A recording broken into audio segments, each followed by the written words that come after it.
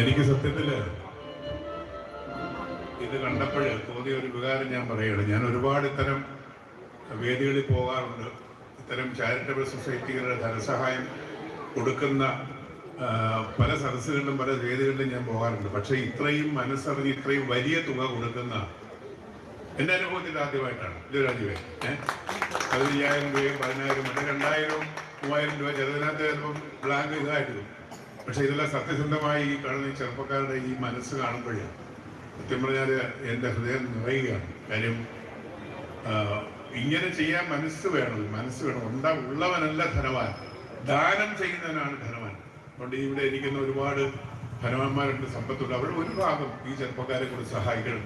എനിക്ക് എല്ലാവിധ ഈശ്വരാനുഗ്രഹം ഉണ്ടായിരുന്ന പ്രാർത്ഥിച്ചുകൊണ്ട് എനിക്കിന്നൊരു വേറൊരു ഫംഗ്ഷനൊക്കെ ആദ്യത്തിലാണ് എത്തേണ്ടതുകൊണ്ട് ഞാനും സ്ഥലം എടുക്കുകയാണ്. എല്ലാം കിറ്റൊക്കെ മേടിച്ചു പോയി ഇല്ലേ. അമ്മച്ചിങ്ങനെ കാത്തിരിക്കാൻ കിറ്റൊക്കെ കിട്ടുമെന്ന് അറിയാൻ വേണ്ടി. ശരി അമ്മച്ച, എല്ലാവർക്കും മംഗളങ്ങൾ നേർന്നു. നല്ല എന്താണ് പുതുവത്സരാശംസകൾ. വെറുതെ ആശംസ പറയുന്നത് നഷ്ടമൊന്നുമില്ലല്ലോ ഇല്ലേ. ഇപ്പം പറയാണ് 400 രൂപ കൊടുത്ത് ഒരു കിറ്റ് കൊടുത്തിട്ട് വോട്ട് വാങ്ങിക്കുന്ന ആളുകൾ നമ്മുടെ രാജ്യത്തുണ്ട്. ഇതൊന്നുമില്ല. 10,000 15,000 കൊടുത്തിട്ട് നിങ്ങൾ എന്താ കൊടുക്കുന്ന പോലും ഒന്നും കൊടുക്കുക. സ്നേഹം കൊടുക്കുക, സഹകരണം കൊടുക്കുക, പ്രാർത്ഥന കൊടുക്കുക. നമസ്കാരം. നമസ്കാരം. എൻ്റെ പേര് രാജീവ്. സാർ പറഞ്ഞതുകൊണ്ട് ഞാൻ പറയുന്നു, തിരുവനന്തപുരം പുറപ്പെടാൻ ഞങ്ങളും ഒരു